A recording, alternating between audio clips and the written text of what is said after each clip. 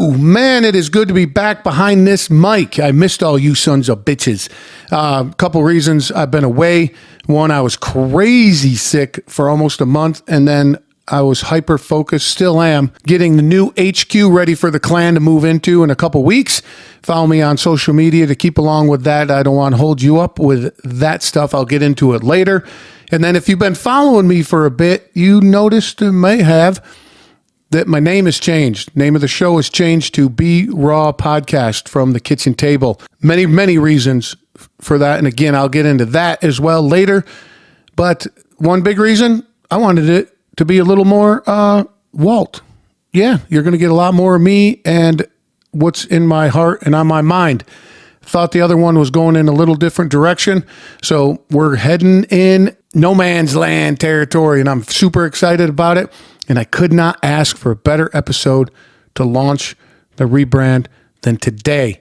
This dude, today's guest, is awesome, man. Super inspiring guy. He got in a fucking crazy cycling accident, changed his life. He's going to tell you all about it here in a few minutes. And what he's doing now with his experience through this, the way he inspires people. He inspires me all the time, man. I'm super inspired by this guy, and I know you will be too. So check out his Instagram and his website. Best way to get a hold of him. I bet you he would love to hear from you. Notes are in the show. Links are in the show notes. And then also, I can't forget Live Rishi. You know, you've been listening to this for a while. You know, I pump these guys up. I've been using this product for, I can't even remember how long now. And when I was sick, oh my God, the tincture was amazing. Helped me sleep and relax. And then when I'm building out the new HQ, holy shit, I have not done physical labor like this in a long time. Like, I like working out, playing sports and shit, but hanging sheetrock and construction and all that, that's a whole other level of physical activity that I am not used to. So my old joints and muscles said, what the fuck are you doing, bro? So I hit him with a little Rishi rub. Good to go. Check these guys out. liverishi.com. Use the code word table 50.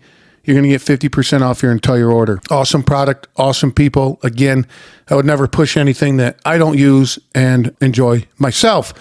So without further ado, Mark from Down Under. Ding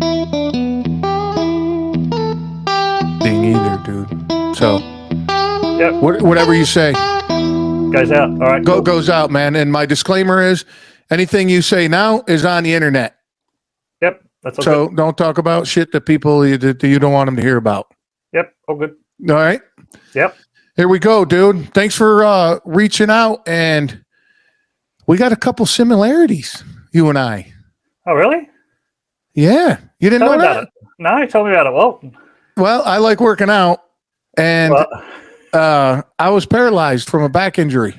Oh my God. I had no idea. Yeah. Tell me about that.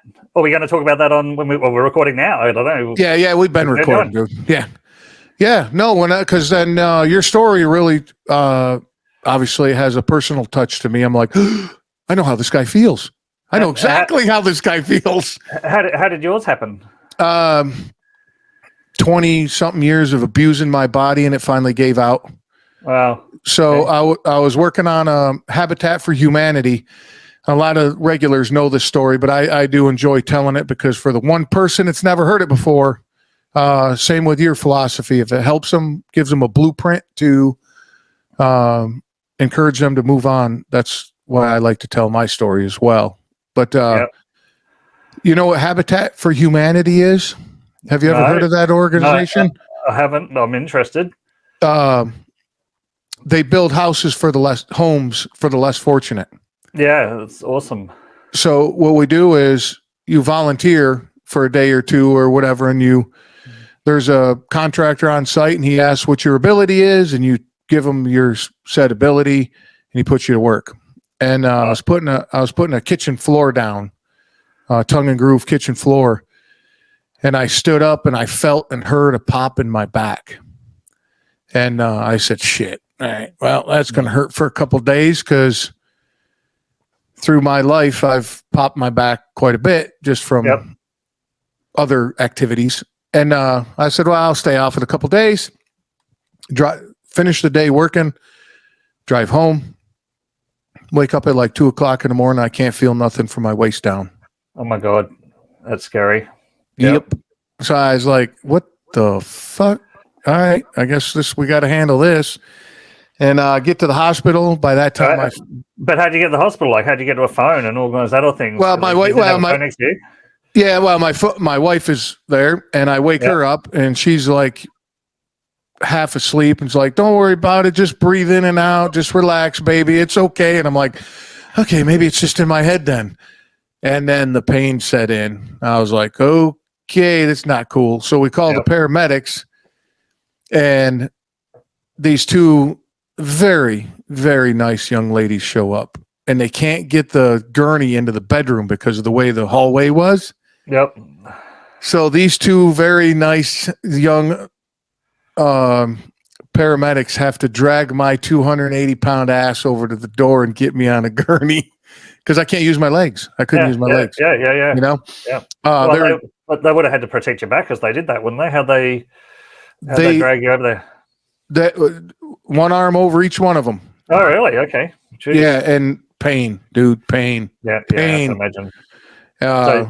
So that's another similarity. Like in my case, my back injury came from a bicycle accident, and I actually, catapulted into this stormwater drain that I didn't know that was there. So it's a controlled crash decision on the bicycle, but I had no idea what I was crashing into, this hidden stormwater drain. And so I was on the bottom of this concave drain, and the paramedics had to problem solve how do we get him out of there safely and protect his back because of the spinal cord injury. And so it took him quite a while to get out, and luckily I was cycling with 9 other guys, so 8 other guys, 9 of us total. And so they actually ended up having to carry the combi carrier or the stretcher out of the ditch. For the paramedics, because as one of the paramedics was I think maybe 5 months, 6 months pregnant, so they would have had to wait for another ambulance to come to provide assistance if my cycling guys hadn't been able to help me out. So that was all pretty lucky, really. Now, would the paramedic kind of guide them and say, "Oh, you pick up here and move them over this way"?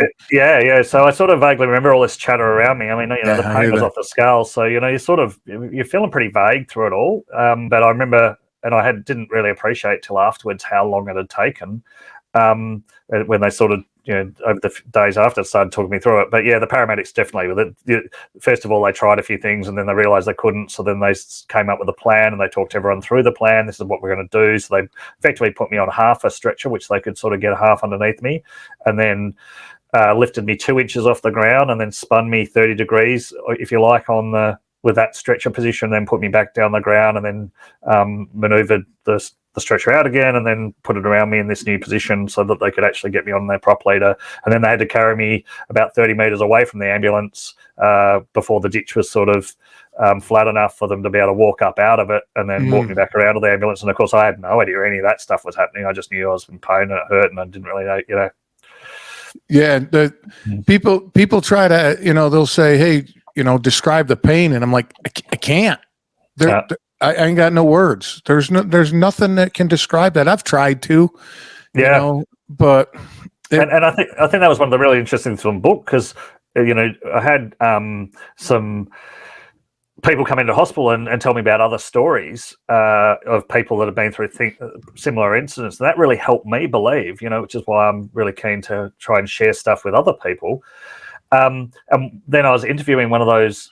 The lady, I heard her story secondhand, but I didn't actually know it at the time. It's this niece of a friend. And when I spoke to her about her journey, and she was the first one I'd spoken to that got the pain, and she could just tell me about the pain and just the way, and I thought, yes, that's what I remember, and just how it was just searing and it was just everywhere. And from that, around that wound site and below, and it's just awful. It was, I remember one of my cycling friends said at the time, he said, the paramedics kept asking you the pain, you're saying, 8 to 9, and he said, I'm looking at you and I'm thinking it's at least an 11. Oh, yeah. It was bad. Yeah, and then when they got me to the hospital, I do remember this part. I was still, obviously I'm in pain. From the gurney of the ambulance to the gurney of the hospital, right? They want to slide me over. They bumped my back. They didn't put they didn't put a board down, right? Dude, yeah. I fucking. I can imagine. Like, yeah, I the just jolt of pain. Oh, yeah, I just want catastrophic. Just it was incredible. It was not incredible. Is not the word I want to use, but. Yeah. And I remember the lady looking to somebody off out of my view, going, "Well, at least we know he's not faking it." Yeah. And I was like, "Son of a bitch!" I didn't know this. I wasn't thinking that at the time, but I was like, after I thought about it, I'm like, "You fucker!" But they give me morphine. Didn't even touch, dude. I didn't even touch any of the pain. They gave me something. Yeah. Something else. My wife was taking notes at the time, so they gave me something that was 7 times stronger than morphine. Nothing. Didn't even. I was still fucking through the wall. Yep. So they put me in twilight where they I'm half unconscious, right? Mark, I'm telling you, dude. Now I know why people fake this shit to get this drug. Because when they put that in me, I went, oh, this is amazing. Boom, I was out, gone. Boop. Woke up in the hospital room with a morphine drip. So I didn't get any of that. I had to suffer through it all. What? You didn't get at that point. No, I got a fair bit of pain relief, and obviously the first week I was getting piles of pain relief, dripped into me. But it still was enormous pain, despite how strong the pain relief that I was getting all that first week. It's just horrific. Yeah, I mean, still really remember those first efforts to just even move an inch in the bed and how bad the pain was. This is post the operation, because I had an operation that night for about 5.5 hours to put 2 rods down my back that were 23 centimeters long, or how do you say, foot long for you guys? Yeah. And 2 lots of those. So think about your little finger. Screws about the size of your little finger going to hold those rods into my vertebrae to support my back, basically. So the pain once you wake up from that operation was pretty intense, and I think that was really interesting, because that first day you sort of develop some hope and some resolve, and I'm tough enough, I'll find a way to get through this. Even though initially I really had my doubts whether I could, and then I'm going, I can do this, I'm going to do this. And then you wake up post the operation, you realize just how bad it is, and you and all of that hope just dissipates again. You got to find a way to build it back up again. I think that's again central part of what I was able to achieve with a lot of help from other people, and I'm really keen to share. Really, 100%. And just on mine, I had to wait 7-8 days. The neurosurgeon came in, didn't even know who he was, the neurosurgeon. He was just a sloppy mess at like 11 o'clock at night, looked like Columbo, from the TV show. That is not the man you would operate. And I was like, and he's like looking at me, he's like, "What'd you do?" And I go, I fucked up my back. He's like, "Yeah, I can see the CAT scan here that, you're a bigger guy and how much drugs are giving you. Yeah, you're in bad shape." And he leaves. Didn't even say nothing to me. I was like, the fuck? All right, whatever, dude. And the night nurse comes in and goes, "Oh, man, you were so lucky. He's going to take your case." And I was like, who? She goes, "Dr. Clement." Mark, in a nutshell, I love this dude. From the first time I met him, his bedside manner is not for everybody. I don't know if he changes it for different people and he just could read me real well. But give you an example, he comes in, he's like, we're going to wait till Friday to operate on you. And I'm like, what? I got to be here till Friday? And he looks me up and down. And he goes, "Where the fuck you going to go?" I was like, yeah, good point. Yeah, I'm going nowhere. I'm going nowhere till you help me out with an operation. So get the operation going. Yeah, I was like, okay, all right. Well, you make a point. And, but he wouldn't do the operation, without his vascular surgeon, because they went in through my belly, where my belt line is. They went in through the front. They didn't go in through the back. Yeah. So I got a bikini scar. Well, you're not going to be a bikini model, and I'm not going to be a back model. So, but well, just to recap on mine, and I want to hear. I got many questions for you, but they put a thing in my back, so I have a carbon fiber disc in my back. Yeah, a replacement disc, effectively. So and it kind of articulates and stuff. And isn't that just amazing? All the stuff aren't we so blessed with medicine and I guess science and what they come up with and how they help us out? Awesome. Yeah, both of us are walking testaments to science. Really? Yeah, Right? I guess my biggest complaint with the doctors is I didn't get the rods back. So a year later, when they took them out of my back, I wanted them back. But it was sort of the first weeks or so of COVID here in Australia, and I think they were particularly conscious of cleanliness and whatever reason, and they were just disposed of. But I don't know. I wanted to hang the Christmas cards off them or something. I don't know what I was going to do with them. But that would have been awesome to see them, right? That was actually what was in my back. Dude, I would make like a lamp out of them or something, right? Yeah, dude, I would have done that in a heart. Oh man, I would have done that in a heartbeat. At some point, I should work out I do know, but get one of the surgeons to give me the exact style I had on my back, at least something that's similar, or reach out to the company that produced it and get a copy, even if it's not the one that went in my back, something that's a bit similar. That'd be awesome. Although I suppose they might be cheap. Anyway. Yeah. Yeah, no, knowing your luck, man, they sanitize that shit and it's running around in somebody else's back now. Yeah, I'm not sure how that goes, the second-hand back thing, because it wouldn't be tailored to your actual back, would it? I guess. I mean, because the bit that screws in your back, I think that can slide up and down the rod. So I think they've got a bit of flexibility how it all goes. So yeah, they could in theory reuse it, but I don't think they would. Imagine that. Anyway, that'd be nice. Huh? Help me out. It's helping someone else out too. That's it. They're just recycling it. And I guess I just didn't have that choice. Like on an operation, it was just like from that first briefing, it was like, mate, if you're going to have any hope of walking again, the only way we got that hope is if we have this operation within 24 hours, and ideally this afternoon. So that was within 12 hours of the operation. And because your spinal cord has been compressed by more than 50%, I learned out later on it was closer to 80%. Thank God I didn't hear that in the first day. No, wait, hang on just 1 second. Yeah. Now, did it compress because like you did a header and it like crushed it that way, or you landed on your ass and it crushed it that way? No, I landed on the head. I pile drive the head in. You know all about it. So, and again, if I just take it back to the moment, the pain is so intense. And I smashed my head into the ground on my left shoulder. That's what's hit this sort of bluestone, this rock, sort of solar rock on the edge of the drain, and sent all the force from my spine. But I then thumped into my side into the sort of safety type of position, and that's when I remember the pain. So I sort of thought I'd maybe slipped a disc sideways or something. I don't even know what had happened, but I was associating the pain with being that second hit on the ground on the side, because that's when I remember the point of feeling pain. But it was actually the force of the blow going through my helmet, basically. So thank God I had a good helmet. That did a good job, and that crushed two of my vertebrae. So T11. But take your bottom rib and run your hand around your bottom rib to your back. So that's where T12 is.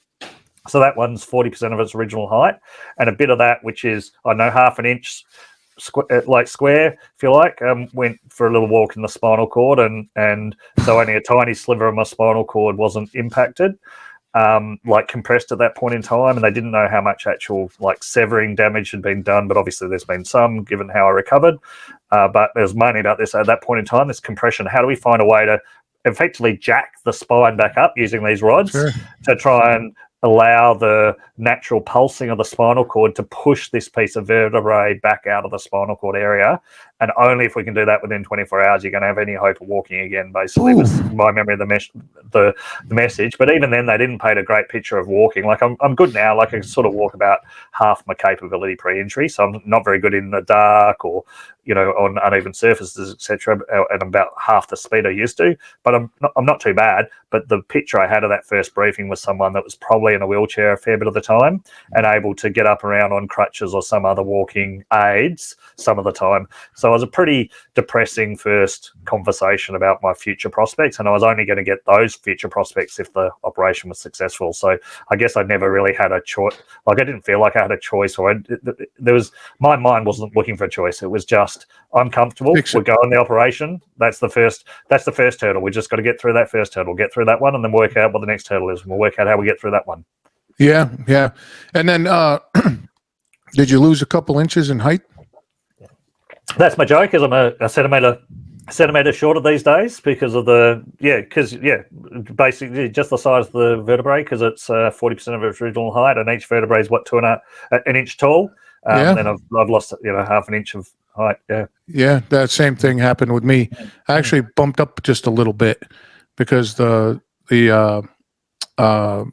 fake one is like natural size, and of course, throughout my life, you went back to your original height, whereas you'd been getting shorter over the years. So that's the way forward. You know what? A side effect that I had no idea, and my physical therapist and even my neurosurgeon couldn't explain, was the discomfort and almost pain that I felt in my hamstrings. So sciatic nerve related sort of to the injury, perhaps. It was almost unbearable for a while, and then through just because my physical therapist, or not my physical therapist, my neurosurgeon is like, I can't keep you out of the weight room, so I can't keep you out of the gym, but when you go, okay, this is what I want you to do: no free weights, just go to the machines, and for 2 weeks do this, come back see me. 2 weeks, do this, come back see me. And I did that for 3 months. Dude, I could have so kicked my 25-year-old ass when I was done after 3 months.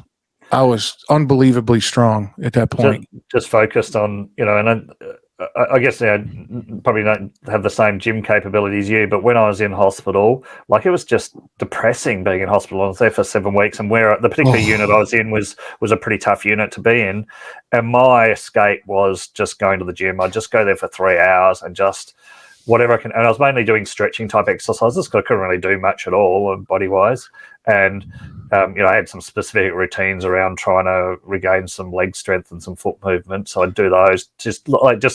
Imagine just sitting there and just trying to tap your toes up in the air. So I can only get my left foot off the left toe off the ground just barely now.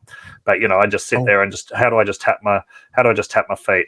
That's part of my exercise routines. I just go there to the gym, and it was my escape. This is my only way forward to just crawl my way forward inch by inch. Yeah, my the mental part of it, I was not prepared for, laying in that bed. I was in it for a week. I couldn't, I got help to go to the bathroom and stuff like that, right? But I was basically in the bed for a week. Yeah. Dude, during the day, it was great because it's so much company, and I was, being occupied. At night, dude, I started crying myself to sleep.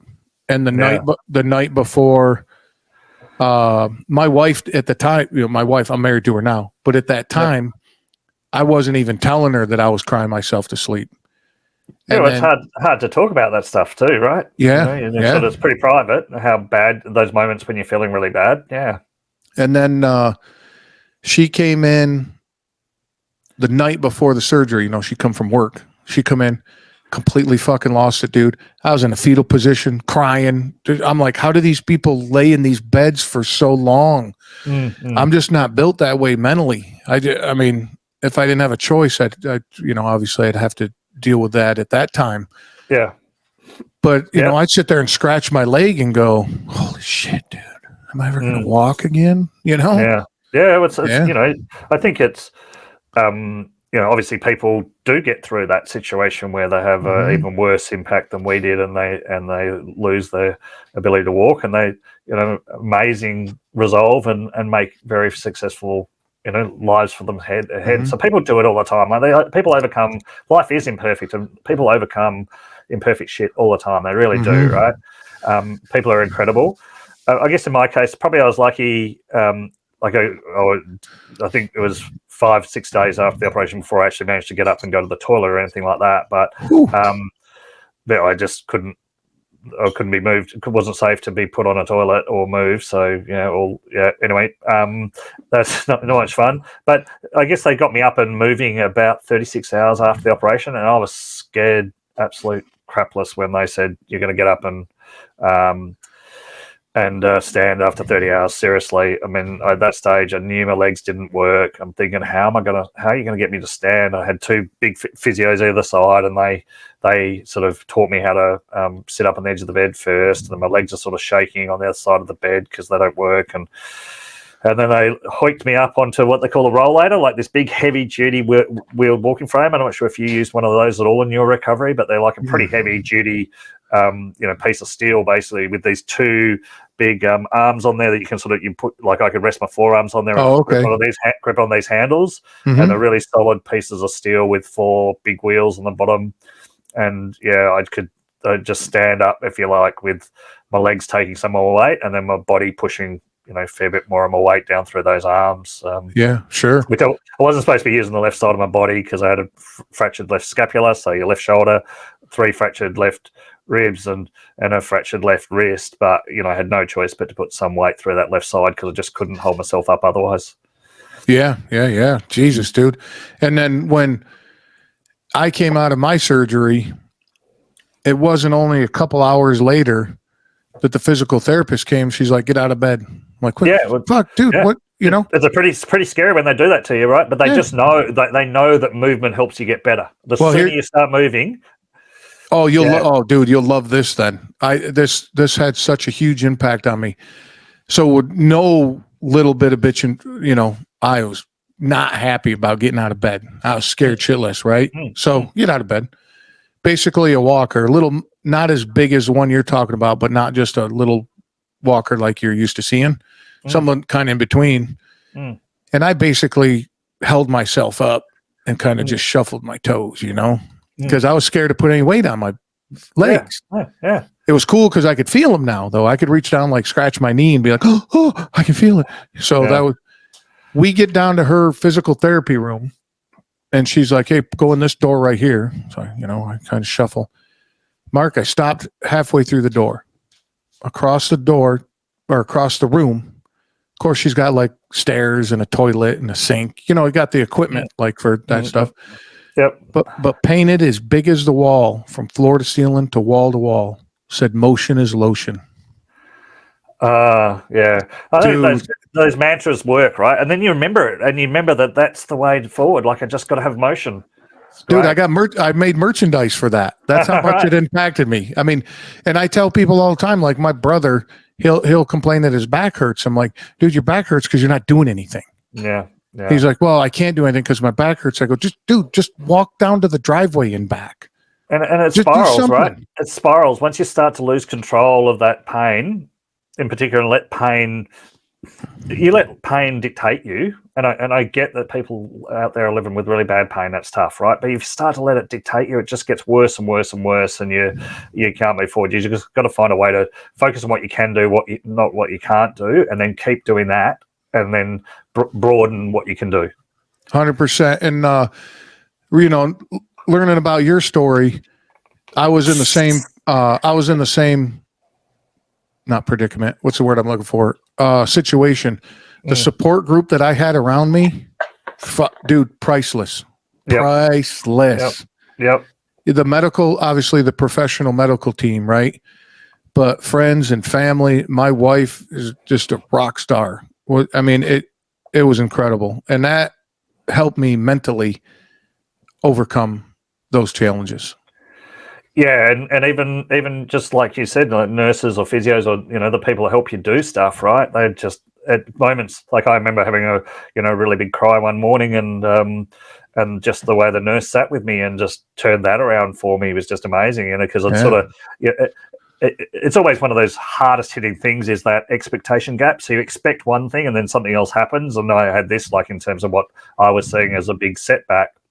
And just her ability to just turn around my perspectives on it, but also just hear me out a bit and let me play out why it was, why I was so deflated and scared about it. But then resetting the perspectives and saying, well, if that's what you need, it's great that they're going to do it for you. You just need to, embrace it, right? Go that way. It's the right thing. Yeah, I mean, nobody's going to do it for you, you know. But having somebody kind of nudging you, going, "Hey, man, come on," and knowing stories, because I did the same thing. People were telling me stories about people that overcome it. I'm like, "Oh man, all right. Well, it is possible then." Right? The same thing you hear like with cancer and stuff, people overcome it. And I'm like, okay, all right, I can do this. And one thing that was huge for me, I told my wife, I go, "I don't care. Whatever the physical therapist says and whatever the neurosurgeon says, I'm doing to a T. And as long as they want me to do it, I'm going to do it." Because I didn't want to be that guy like a weekend. "All right, good, I'm fine." And then, "Hey, let's go for a run," or "I'm going to lift more than I should." And then I fuck it all up again. Nope. I was like, "Nope, I'm going to check my ego and let these guys send me down the road because they know what they're doing." Yeah. I think that being able to trust the advice you're being given, and then really embrace it, and really, like in my case, I use the sort of mantra of "never die wondering," which has sort of had some relevance to me from a time when I was doing some pretty big negotiations of some deals, etc.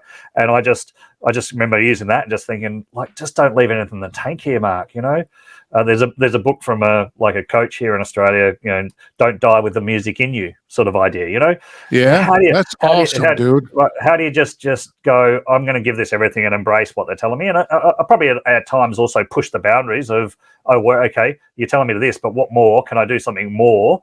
Which I reckon you probably did too. But, how do you just give it everything? Because you don't want to relapse in your case, or in my case, I didn't want to look back and go, geez, if I know how to work a bit harder the first 6 months, maybe my mobility for the next 30 years wouldn't be as terrible, And what I didn't know when the accident was happening, thank God, because my wife told me, don't Google your injuries. So I didn't go doing research. But when I started to write the book, I researched stuff like if you get a major back injury or a spinal cord injury in particular, like even if it's a partial injury like me, which is partial spinal cord injury, which is 2/3 of all the spinal cord injuries, that's mine too.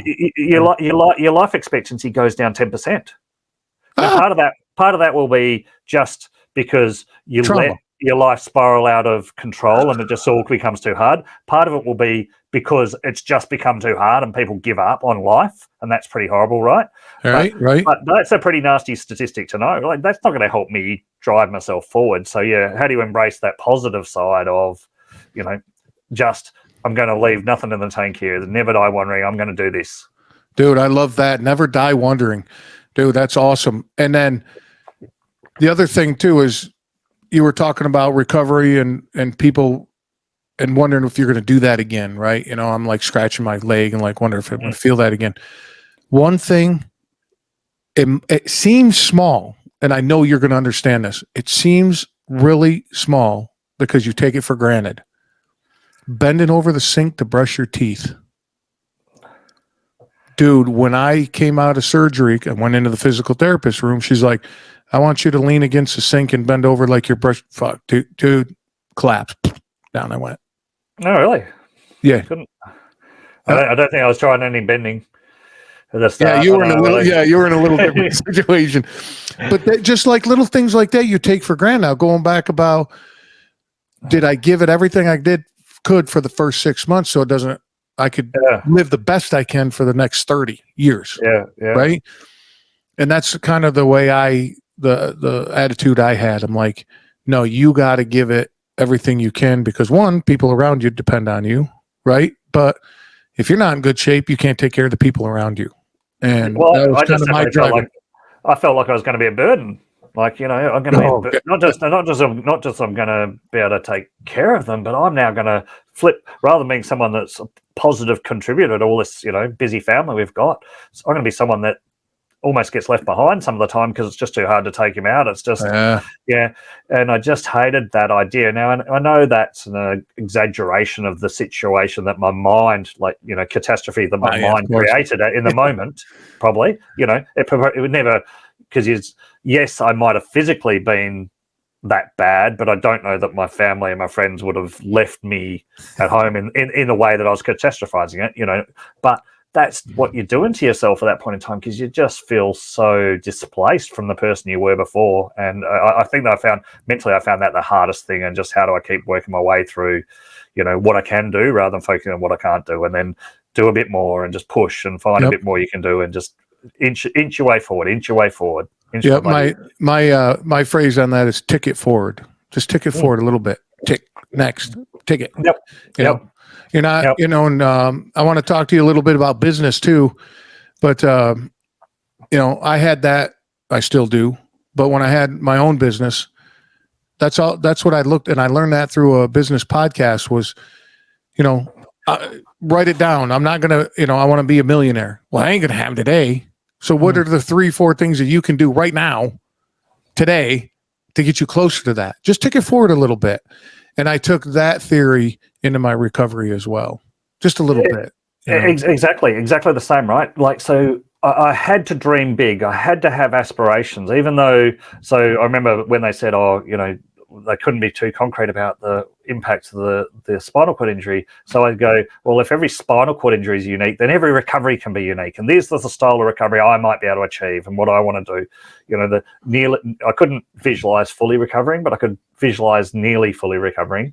I'm going to aim for that, but that's so far away. You then got to say, well, I'm going to feel like a failure if that's all I give myself. I've got to say, what are the little things I can do right now that help me move forward, that stop me from having a setback? And then how do I reward myself for being successful at doing those steps?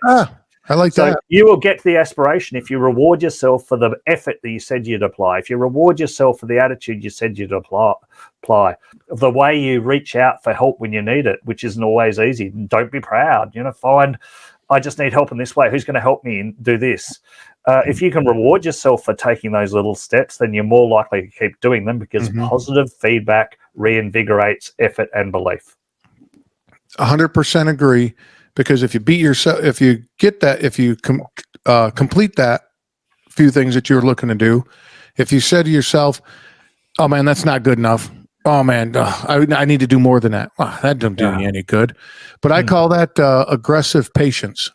That's my phrase that I use. You have to be aggressive. You have to get after it, but you also have to know that it's going to take time. Yeah, I like it. Yeah. So the long game, but not just doing nothing because it's a long game. Yeah. Exactly. Yeah. Be aggressive at this moment, and don't take aggressive. People are like, "Oh, big macho man, you want to be aggressive." No, that's not what I mean by being aggressive. I mean doing everything you can right now to get the outcome that you want 6 months from now. But you understand it's going to take 6 months. Yeah. And I think I thought about that in terms of the sort of mantra of it's a marathon, not a sprint. Yeah. So, yeah. But then I also said to myself, but even in a marathon, there's bits of the marathon you need to sprint to be in the right position. Maybe not sprint, but you need to be able to surge, right, to break the other person. Not that I ran a lot of marathons or anything, but you need to be able to surge. You need to be able to get in the right position in the pack, whatever it might be. You still need that ability to push yourself harder, even in a marathon, but you need to be aware that it's a marathon, not a sprint. Otherwise, you burn yourself out and you stop trying and you don't get to the long run. And it's unsustainable. That kind of effort is completely unsustainable. Which I found out in our business because after 2 years, we got our ass kicked. we were humping it for 2 years, and we're like, this has got to change, man. We can't work like this forever. So you just readjust. But what I didn't get far into your business because I wanted to hear it from you. Do you still do what you did before the crash? No, I'm a bit of a licorice all sorts these days. So I mainly work for corporates like big mining companies, global mining companies, and related to industrials. Mainly worked in account management and negotiation type of roles, cool. Business improvement, all sorts of senior corporate roles actually. I had a really successful corporate career really at the point in time we fall off the bike, and then just had to reinvent myself. So these days, written a book, doing some public speaking around that. I do some coaching around negotiation, and just would like to really just try and build that, I guess, the business around helping people, because as we both discussed, that help that people give you is so valuable. So if I can provide some online coaching modules or something that will help people get through difficult situations, that's going to be my ideal. But at this stage I'm not there yet, but I'm inching way towards it as we talk about. I've got my idea of what I'm going to try and achieve. I've just got to I guess complete all the bits and pieces, execute, right? Yeah. And you realize that just you used to be able to do 50, 60-hour weeks when I had to, and I was busy, busy work life, and I just will never work full time again. My body just can't take it these days. I'll just get too fatigued, and I get side niggles, and so just can't do that. So I've got to find a way to work smarter, as they say. Yeah. And now your sleep, are you sleeping well? Or does your so you talked before about that burning pain, and I think a lot of spinal cord recovery people, or people post a spinal cord injury, they have that really burning, searing pain. Whereas I'm pretty lucky. My pain's more niggly and awful. I cramp a lot overnight, so I'll wake up with like horrible cramps in my legs at different stages, and the pins and needles in my legs. I mean, that was just awful. No, for 18 months post the injury, but certainly the first 2 weeks in hospital, I didn't have much feel in my legs, and they were just so heavy and cold, and all these pins and needles in them, and it was just the most awful feeling. So I still get that back in the feet, bits and pieces. So I've got like niggles, but again, just broadly, lucky. So I think, particularly the injury year, 2019, I just said unlucky but lucky so often. Unlucky that my bike hit this bit in the road and sort of lost control, had to make a crash decision. Lucky there was a park to crash into rather than, like ongoing traffic, bus or something, The outcome of I found this, I was unlucky I found the ditch, but, lucky my helmet worked so well. But when I'm in hospital, my cycling buddies, they come in and they say, oh, you're just so unlucky that you found that drone in the ditch. You just had to been a couple of meters further left. You would have rolled through the park. It would have been all right. I'm thinking, you're not really helping me here. This is not really helping. But it was only about 4 or 5 weeks I went back out there, and I was on the crutches. I couldn't walk around properly. I just sort of stood on the side of the road, but I looked at the crash site, which was really important to me to just sort of filter what happened and how I was there. And I'm thinking, but hang on, that's the ditch I crashed into. You're telling me I should have crashed 2 meters to the left and I would have rolled through the park. I go another 2 meters to the left of that. There's this massive big blue welcome to the park sign, Biumba Yumba Park. And I'm going, so I could have easily been Wile E. Coyote on the bloody sign, Yeah, Do you really think I had that? You're just unlucky but lucky. Just so lucky to be blessed to be in a country with amazing healthcare system as you are. Just access to health cover is just so valuable, and so lucky, and all of that helped me, have the chance I had to, get up about, get moving, have a relatively normal life. Yeah, I've got some niggles. I hate getting on and off the ground. I'm really not good at that still. Like, it's just hard. It's just damn hard to get down on the ground and get back up again. But super, super lucky. Really? Yeah, no, I like your attitude about it, because how easy is it to go the other way? Yeah. Right? And sit there and bitch about your legs, or bitch about this, or bitch about that. But dude, we're sitting here talking and, looking at your videos, you're walking around. Yeah. I mean, can you reach down and tie your shoes? And of course, I have moments like that. Yeah. Well, yeah. But, putting shoes on, even just putting shoes and socks on and off, it just takes away. It takes energy, right? It just takes my breath away. It's just hard.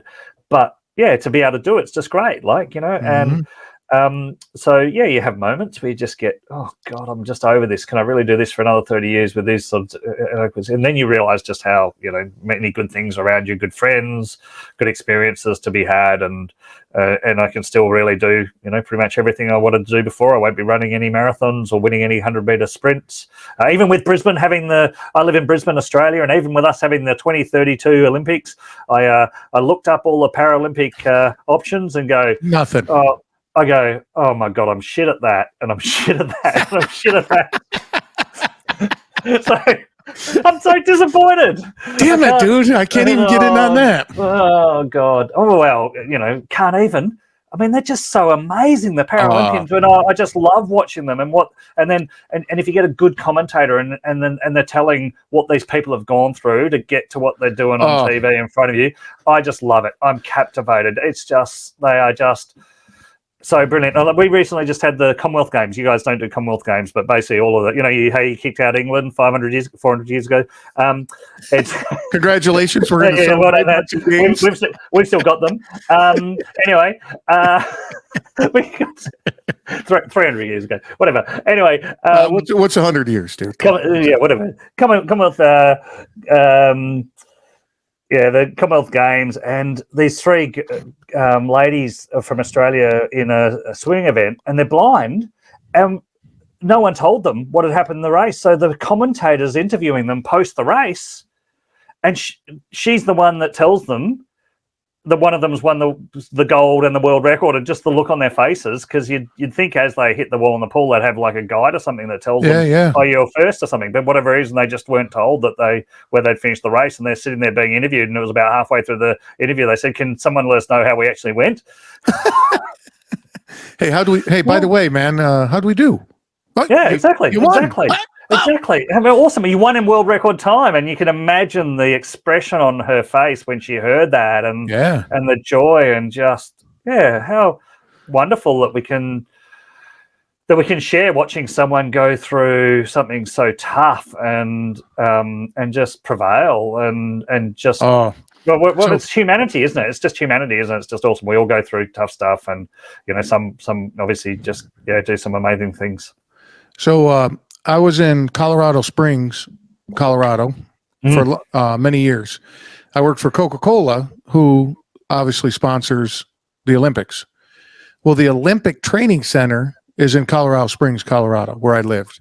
It was literally 3 blocks from where I lived. And they had the Wounded Warrior Games there every year. So I would take at this time in my career at Coke, I had like 5 weeks a year vacation. So I took a week off, and I would spend all week volunteering at the Wounded Warriors Project.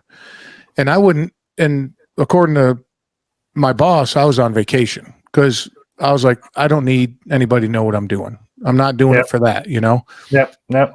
Mark, I'm telling you, they say, all right, you're going to go in this building. There's going to be tables all around it, around the perimeter and the inside. Somebody will tell you what table to stand behind. And then I was standing behind some pants. And they'll say, okay, the Marines are coming in at this time. The Navy's coming in at this time. They had each, 3 o'clock, 4 o'clock. So once they leave, you got to take all the Navy pants off and put the Marine pants on. So when they come through, right? Yep. So I'm standing there. People are coming through. Everybody's just, like you said, faith in humanity. It's amazing in a situation like that. So this guy comes through, and you could tell he had 2 prosthetic arms. One had a fake hand on it, like that, so you could shake it or whatever. And he had a claw on the other, like scissors, like the little things. And you could see his face completely burnt. Nothing left. His eyes, you could just tell he was all burnt. You know how skin looks recovered, burnt, right? Yep. And he comes up, awesome attitude, and years of selling, dude. I never stand behind a table. I'm always in the front of it, right? And that's just that's just an old habit. So he comes up and he's like, how you doing, man? I'm like, buddy, I'm good. And he goes to shake my hand. I shake it, and I, stare. I didn't trying to show respect. I keep my eyes with him, and I go, dude, what size pants you need? He goes, does it really matter? And he pulls his pants down, and he's got 2 prosthetic legs.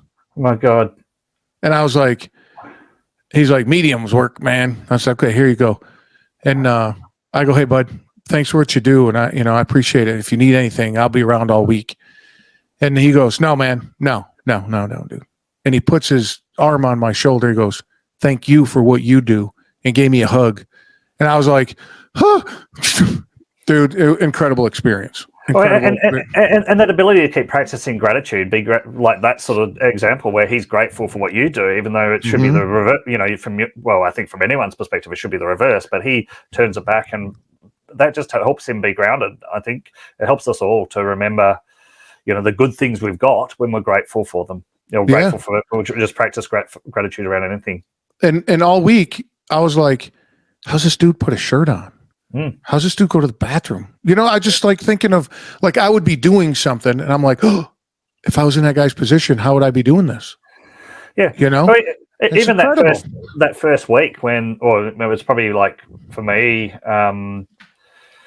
6 weeks or something. If I went outside, I'd have to go in the wheelchair, and obviously we didn't have a great quality wheelchair, and just being wheeled around by my family, you just sort of start to realize just how hard it makes life. But people are succeeding in that way all the time. It is hard, but they just find their rhythm, and they get it done, and they don't by and large don't bitch and moan about it. They just find a way to celebrate what they can do and make the most of it, because I guess, as I said to myself all the time, what's the alternative? It's not fun lying there and carrying on about it. It's not going to help you. It's not going to drive you forward. It's just going to make you feel more and more bitter and awful about life. Just don't go that way. Find a way to move forward. Newton's law, right? An object stays. Emotion stays emotion, and I think also that equal and opposite reaction. Like, how do you sort of have this feeling one way? So then, how do you use that to push yourself back the other way? Yep. I was thinking about Newton's law type of metaphors quite often as I was like writing short articles at one point, and I think it's very applicable to human attitude, actually. Yeah, and I see it so much, and it happens to me even on vacation. We take a vacation, and I'll sit around for 2-3 days. I just start feeling like garbage just because we're not moving around. Yeah, we go for a little hike here or there, but we sleep in, which mentally that's amazing because I'm just hanging out with the family and that. Because normally, like everybody else, we're going 1,000 miles an hour. Yeah. So when we're on vacation, it's kind of nice to be unplugged and wake up when you want, and that kind of thing. But I just noticed that, especially with my back, it gets all tight. And when I'm not really using it or moving around, it's motion, man. I got to keep it in motion. And for me, definitely, like if we keep up the stretching, it's so good for my back. And the days if I just miss a stretching routine and other stuff, I'll be worse. But also just like walking takes effort, right? I've got to turn on a whole lot of core muscles. It's hard, but actually being in motion is better than standing still. It's better than sitting. Yeah. Sitting for long periods of time are bad. Like, do you guys like the Thunderbergs TV show? You remember that? Like, if I'm in a car for an hour and a half, I get out and look like a Thunderbird, like these string puppet sort of guy. Like, it'll take me a good minute to sort of be able to sort of almost stand up straight and get my legs working I can do again. That. And because I guess it's something about the neurology, my body just sort of forgets how to walk again, and I have to mentally reprogram to that's how you do it, mate. So it's just an ongoing battle. Yeah, and get the blood back in the muscles and the tissues and get them working, so even on that level, motion begets motion. Yeah. And absolutely one thing that destroys me is standing on concrete. Yeah. If I just stand still on concrete or like at a concert or at a show or something, I got to stand there. I can't do it. I can't do it anymore. Like, and I love music. Like, I just grew up loving music, and I can't go to a concert where I stand. I have to find a way to sit, or to at least be able to break it up, sit, stand, push on a wall or something. And I remember when maybe it was 8 months or something after the operation, there was a band, like an old English band coming out. My wife's English, and I thought I'll take, Lizzie and I have had a pretty tough trot. She'd love to go rough trot. I'd love to take her to that. And I took her there, and just standing at this concert, we had to leave early. It was Deacon Blue, actually, and Scottish band. And then, I just had to leave early. But then I'm trying to leave the concert, and it's quite busy, and it's really dark, and I'm so reliant on my eyesight to walk. I'm just feeling really, really unsafe, and luckily Lucy was there, just took my hand to help me walk out of the concert, and again you can start to appreciate it, like for someone who's either blind or vision impaired, getting in and out of stuff like that. They do find a way to do it, and they get their rhythms right, but it must just be so uncomfortable for them walking through a crowd in the dark. Well, I'm going to go back to the music. I got two things for you. One, going to the music. I just watched a documentary on Netflix about Woodstock 99. Oh, yeah? Dude, you got to watch. I've heard someone talk about that before. Yeah, that'd be awesome. Dude, you got to watch that. I was like, what? Yeah. What I got out of it, what I enjoy is watching the human behavior. So I'm going to leave you that. You probably know the story, but. No, I'll have a look. Yeah, no, that's well worth, and they're short little episodes, so if you can consume it easily. But I lost the other one, but man, that's all good. Yeah. Well, when I was in the gym, I'd like be playing a bit of Imagine Dragons, Top of the World, or stuff like that. How do I find it? Like, again, I guess I was part of it in the hospital. If I could find music that I could play, like I took over the Bluetooth speaker, and I'd like play list off my own phone in the gym. They'd let me do that, even though there's other patients in there. And just I could find music that sort of made me look to positive things rather than just have silence in my thoughts. That have really helped me too. And I was just sort of slaving away, and just how do I just keep doing the same thing again and do it again and doing it again, because that's what the physios told me. I'm just going to do it again, and inch by inch I'll get better and better, and inch by inch I'll get better. Yeah, just over and over again, and again, and again. Like, that's it. even once I got home, like I just sit there. I made up these special slippers. I cut up some slippers and sort of adjusted them with a bit of ruler hanging off the front of each one, so I could. And then I have like a cereal box that I put some lines on, so I could measure how much I could lift my feet off the ground alongside the Wheat Bix box, both sides. And then we worked out I was improving, but I was only improving on one side of my foot, so I had to change the way that, well, we actually just put lucky enough they were multi-foot slipper things, so I could just change them on the other feet, so I could practice doing it the other way as well. And just like I'd literally do that every 2 hours for a while. Just bang, how do I just sit there and move my feet up and down, just so try and get some foot movement back? Because obviously until you have an injury, you don't realize how important your feet are. Well, of course, in my case, unfortunately, 100 kg, whatever it is, 200 odd pound, more 260 pound, whatever it is, I don't know. How do I, all of that mobility comes from my feet. If you don't have a good foundation, you're going nowhere. And of course, all of a sudden, I've got no foundation and my legs barely work. And it's got to work. Find a way to make it all work again. And then it messes with you up here in your head too. Yeah. That's what got me with it. Yeah, no doubt, doubt. And again, it's yes, there's an element of how much you let it. I had strategies to try and generally help it, and for me it was pretty, if I was really feeling down, generally I'd sort of let that happen for an hour or so, and then I'd go right out, get down the ground and just stretch. You can do that, stretch, do the first thing you can do to the thing, and then I'd try and find company that would help me not talk about my injury or my current situation, that would talk about more world business or something, that would have a coffee with someone like that, just to change my perspectives. Because you start to change your perspectives on things, then you're not so introverted and thinking about all your internal woes. You start sort of focusing on things you can do, or just thinking differently, basically breaking the thought cycle. I can't even express how important that is, because once you go down that rabbit hole, right? Just like you go on YouTube and you watch a video about something you're interested in, 4 hours later, you're watching puppies and kittens or whatever. And you're like, where the hell where did that come from? So when you start in your head, start messing around, obviously it's our lizard brain going to the negative all the time, trying to, what do we got to do to protect ourselves? Well, to protect ourselves, we can't move because it hurts. We don't want to do that. And it's like, no, you got to get over that. And the disruption, I like your thing with disruption, right? And it's even easier nowadays because of technology. Instead of going down a rabbit hole of, I'm never going to walk again, or I can't touch my feet, now you can, your computer, your cell phone, you can connect with people around the world. Look, shit, man, look at us.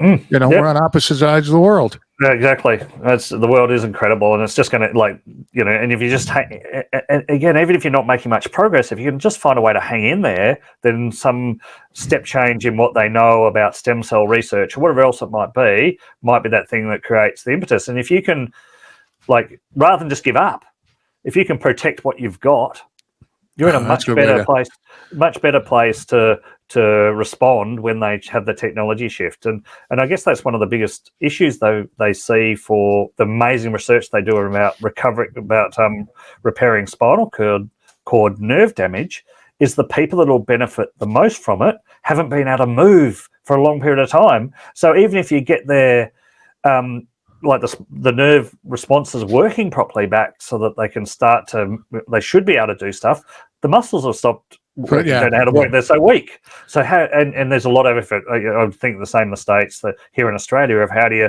just keep even people where they've lost movement and feeling in certain parts of the body, keep them doing some level of exercise assisted in that part of the body, because then they'll be much better when the step change comes, and everyone believes that the step change will come, and that's a great thing. Yeah, but even if it doesn't, wouldn't you believe it would, for me personally, just doing that would help me mentally? I think so. It does. It definitely would for me, right? It's that. Come back to the previous comment, what you can do just to make a little any movement forward, because if you can do that and then you can celebrate that, it stops that insidious self-doubt, that lizard brain taking over of I can't do everything, because you are starting to just do something and celebrate what you can do, rather than carrying on. Not sure if you can hear in the background, but one of my two dogs has decided to go off. I don't know what that's all about. That's all good, dude. We're dog friendly around here. Yeah. But the other thing too is, going back to the lizard brain, I think about that. Okay, so if something does happen in a positive way, even if it's a small thing, you go, huh, if I could do that, why can't I do that? And you keep going in that direction instead of the back direction, right? Yeah, that's spot on, right? And if you can just just keep that focus, basically. Keep moving. That's what it comes down to. But and then didn't you do something in Tasmania or something? Would I see that? Yeah. All right, so we're gonna get deep here. So come back with these comments about the difficulty of managing your emotions. So this is started 18 months after my injury, I think. So in a way, I was lucky. The year of the injury, we'd already had a big trip booked to go to UK, where my wife comes from, England, and also we went to the States and we did a cruise out of New York. It was awesome, right? That was booked maybe a couple of months before I got injured. Okay. And so for 2019, the injury year, I just had to focus on, I've got to find a way to keep improving so that I'm not a complete disaster for the whole family on this trip. So it was a really big driver for me. Oh, that's cool. Yeah. And then I guess the next year I sort of had some things going on target-wise. And I got to Father's Day, which in Australia is in September. And I remember waking up and just thinking, I'm not in the condition I'd like to be. I just hate in life. I just feel like I'm not the dad that I saw myself being because of what's happened to me injury-wise. And I was really just lying in bed, beating myself up, all that self-doubt, all these negative thoughts about all the, what the spinal cord injury had done to me, and from a physical capability perspective, and the knock-ons, and the ability to earn, and all these things. And I just feeling so down. So I go, right, this is not acceptable. We've got to find a way to do something. So I just go. It was like 4:30 in the morning or something when all these negative thoughts are going through my mind, and I got up and walked up the nearest mountain, which is not really much of a mountain here in Australia. It's called, maybe 400 meters high or something. I used to cycle up it a lot, right? So before, I'd always wanted to get back out there and cycle up there. So I just go, right, I'm walking up this hill, and I don't care how steep and hard it is, and I'm just walking up the steepest part of it because I know where the steepest part is. I'm just walking up it. So I did that, this big fire break up the side of the hill. And then I thought, this is what I need. I need a new goal that's going to force me to push again. And so I decided to do this 54-kilometer walk. So I can't do the conversion off my top of my head, but it's a significant walk, 30-odd mile, and over 4 days. You've got to carry a pack. So for me, carrying any weight on your back's hard. I really just can't carry weight anymore because of my lack of strength in my legs. And I thought, this is really scenic. I want to do this walk, and just set myself a goal to do it. Sort of 15 months later, and so walked this sort of 4-day really heavy hike. Had to use walking poles the whole way because my legs wouldn't be strong enough to hold me up, or the pack in particular, without them. So my shoulder blades were so sore for 3 or 4 days afterwards. That was probably everything was pretty sore, but I think the shoulder blades were right up there just from that amount of pole walking. But I got it done, and amazing views. And it comes back to that.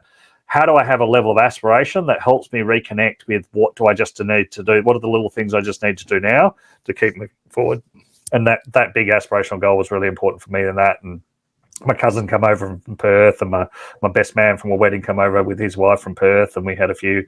So and my wife, and so a few of us down there, sort of doing it together, and just it was just a great opportunity to push myself to do something harder. Yeah, good for you. That's an awesome story, bud. Yeah, I like that. Yeah, it's a beautiful part of the world. So they sort of highest sort of sea cliffs in the southern hemisphere or something, and it's just beautiful. So down in Tasmania, which is this little island off the southern end of Australia. So pretty awesome. Did you set any land speed records? Yeah, well.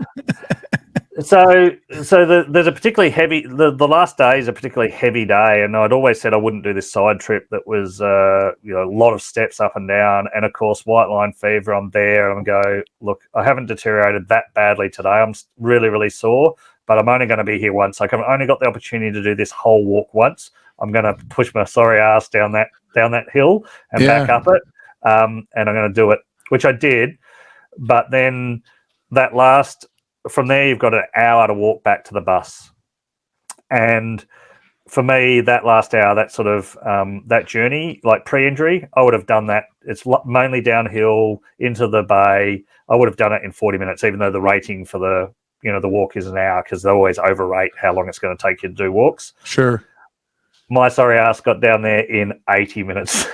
I could barely lift a foot in front of the other. The poles were I was dragging myself on these poles, whatever way. It must have been looking pretty average walking look. And I almost wasn't talking to anyone. I just couldn't really talk. I just thought, I've just got to get through this hour. I've just got to get down this hill. I've got to get through this bad moment to get on the bus. And then I've done the whole walk. I've done the whole walk without my whole pack on there. Because, of course, I knew when I decided to take that particular walk on, I knew that there was parts of the walk I could not do if I wasn't up to it.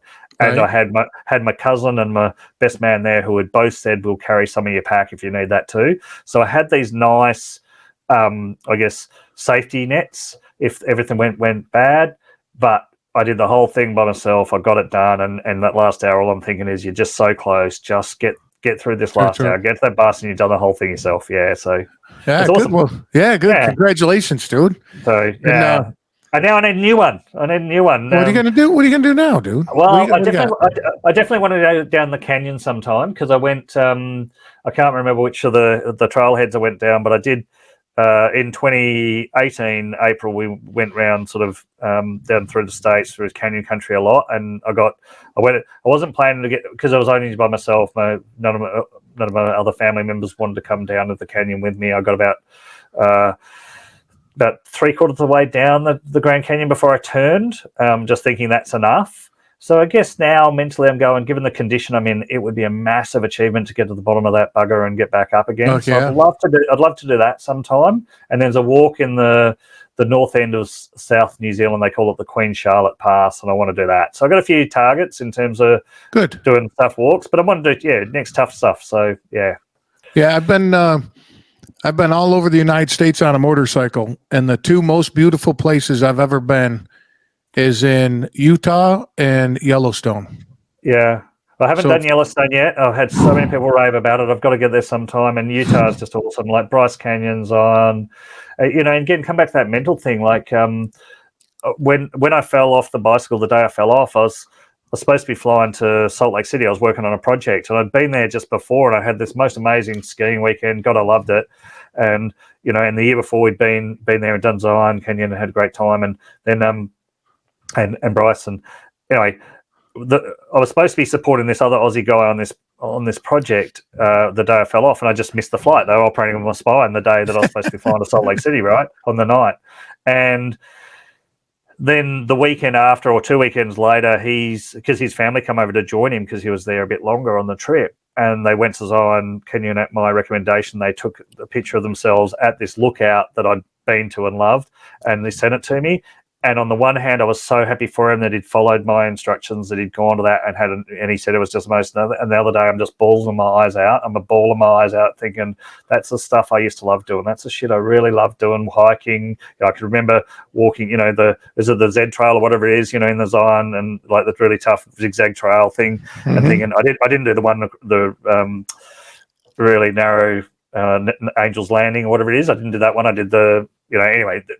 And I'm thinking, I just can't do. I'm never going to be able to do stuff quite like that again. And so I remember just the emotion of so happy he's there with his family, and it looks so wonderful, and remembering my own family's memories there, and this, but I can't do that anymore. And I guess probably coming back to this overall segment, as much as possible, how do I find ways to chip away at that mental thought of I can't do that anymore by doing things that are on the edge of what I can do. Yeah, and push that edge every time, right? Take it forward a little bit. Take it forward a little bit. I can't move. I can't move that overall thought. It's true, right? There is stuff I just can't do anymore. Right. But if I can just, you said it so well, just to push on the edge a bit, Yep. Chip a crack in the damn wall. Eventually, maybe the dam will break for me if I just keep chipping away at that damn wall. Yep, 100%. And we were on vacation a couple weeks ago, and we have this little device I got from a German company, and I can't remember the name of it, but it looks like it's basically straps to my shoulders like shoulder pads would, like American football. Yeah. Right? Yeah, we don't wear padding in our footy. Yeah, right. And then it's got a back on it, so my son sits in it. Yep. Right. Yep. And then on the front, it's got little Velcro straps to hold his feet. So now I can walk.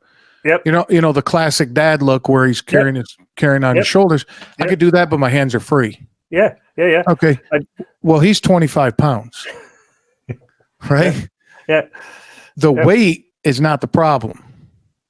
I was doing these stairs, going up and down these stairs because there's these falls and all that kind of stuff. I had to look down at my feet to make sure I was, because the stairs are all wet and slippery. Yeah. I got to look down at my feet. Well, my center of gravity is so fucked up. It was pulling on my back, dude. And I was like, yeah, I can't. No, I don't feel safe carrying him. After a while, I was like, let's cut up through here and get back up here so I can take him down. I get it. Yeah. And yeah, so my children, the eldest has turned 21 this year, and then 19-year-old daughter and 15-year-old son. And so putting them on your, I'm not carrying them anymore. but I used to carry them. I used to carry them in exactly like backpacks like that, and loved it, and do piles around. And of course, I would love to be carrying my grandkids one day in that same way. Yeah. And now that's likely to be tough. But but you can't dwell on this. That might change with time. I can't dwell on the fact that, because it's not happening today, thank God. But maybe. Well, sorry, I don't know. Whenever it happens, it happens. If the grandchildren, I'm not going to complain either way, right? But at this stage, it's not happening. And maybe in time it will. And when it does, hopefully, I'm a little bit stronger, and I can work out. Well, I may not be able to do it up and down stairs, but I can certainly do it on the flat of carrying the grandkids on the shoulders. And when can I do it and focus on still having that joy, even if I'm not able to have it in the full way I might have imagined, 5 years ago pre-injury. There's just something about that, and it's like. This evening, I'm crawling around on the floor with my son and rolling around, and he's got this little ramp, like he runs down it. He's 17 months old, right? So he figured out that he can run down this little ramp, and then he falls on me, bang, right? And after a while, laying flat on the floor, I can't do because of the way my back works now, right? But then I can get off the floor without a problem. I can pop right off. But I got thinking, I was like, holy shit, I'm starting to take this for granted again. I have to have a little bit of appreciation that there was a time that I couldn't do any of this, But I like to keep healthy and work out, and I push my back so hard, Mark. I work out my back so hard to keep those muscles and everything around my spine just tight. I do 3 hours physio a week still, just to try and keep things ticking over as well as possible. But I should step up my overall gym exercise, because it is, as you say, like protecting your muscles, just keeping it moving, not taking it for granted. And that's one of the great things about my book. Like, my book's really written to try and help people in heavy trauma, but I get other people write to it and go, and you just made me appreciate the life I've got and the physical capability I've got now. And I never used to run. I just didn't like running. And now I'm running 5K every second day because I just decided I was taking it for granted. So it's just awesome if you had awesome, dude. I didn't mean to, right? And that was and I guess we've all got to think a little bit like that all the time. Otherwise otherwise it seeps away on us, doesn't it? Yeah, a big time. But let's hear about I know you wrote a book and you got some other places. Do your little elevator pitch, man. You've been in business for a long time, so the floor is yours, sir. Look, I'm not Steve Irwin. There's no crocodile wrestling or anything like that. I just So 10th of March 2019, I fell off a bicycle. I pile drived into a ditch. I felt, it was a pretty hard road back, and I felt pretty lost for a while. And about 15 months after that, people said, I started to talk a little bit about it, and they said, you should talk about this more. You should write about it more. I'm going, no, really, just average. This just really, who'd listen? Is it right? But I started to appreciate that, people really help me. And if I write, then I could pay back to the people that helped me, I guess, get celebrated. But more importantly, I'd just be a demonstration, because I guess I thought about, as you did, what other people have got through hard things. And if I can write about it, then there's a bit of a demonstration, a bit more of a demonstration that people get through tough things, and people maybe pick that up and use it. And so that was really the pretense behind just writing a book. It's called A Fraction Stronger. It really just, I like the title.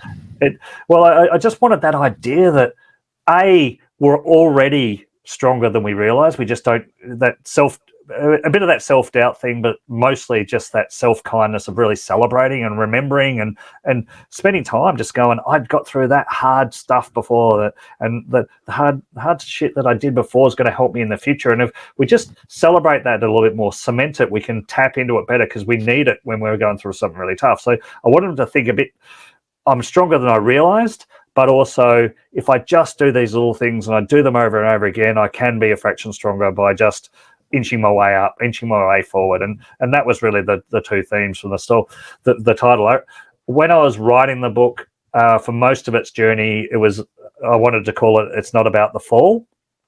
So I guess it was partially a spin on Lance Armstrong's bike, sure, which I liked the book at the time. It's not about the bike.